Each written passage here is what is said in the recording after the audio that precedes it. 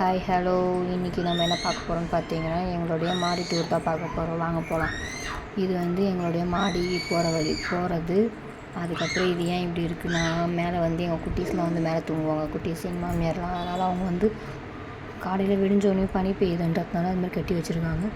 Steps பார்த்தா அவ்வளோ குப்பையை பெருக்கி முடிக்கிறதுக்குள்ளேயும் அவ்வளோதான் கிழிஞ்சு போச்சு. வெயிலுக்கு இருக்கும். பாப்பா தூங்கும்போது தான் க்ளீன் பண்ண முடியும்.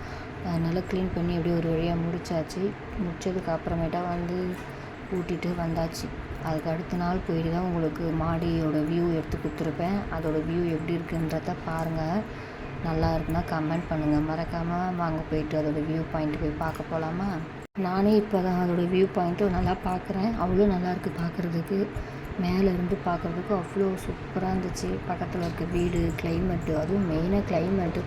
இன்றைக்கி பாருங்கள், கிளைமேட்டு வெயில் அடிக்கவே இல்லை அந்தளவுக்கு. அதனால் கிளைமேட் சூப்பராக இருந்துச்சு. அதுக்கு மேலே இந்த செடி, மரம் அதெல்லாம் பார்க்கும்போது சூப்பராக இருந்துச்சு. அதுக்கு பக்கத்தில் அக்கம் பக்கத்தில் இருக்க வீடுக அது எல்லாமே நம்ம மாடி மேலே போயிட்டு நம்ம பார்க்கும்போது அவ்வளோ நல்லா இருந்துச்சு.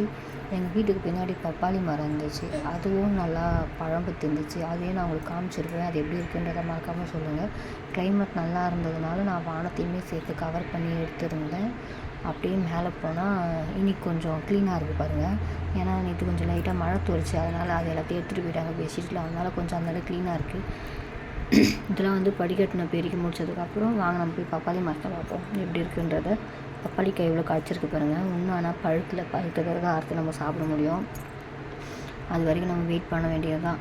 எத்தனை காய்ச்சிருக்குன்னு பாருங்கள். வீட்டு பக்கத்துலேருந்து வீடுங்கள்லாம் பார்க்கும்போது சூப்பராக இருந்துச்சு. மேலேருந்து பார்க்குறதே சூப்பர் தான். அதுக்கு மேலே நடுவில் ஜில்னு காற்று அடிச்சிது. நல்ல கிளைமேட் எப்படி இருக்குன்றதை மறக்காமல் கமெண்ட் பண்ணுங்கள். தேங்க்யூ.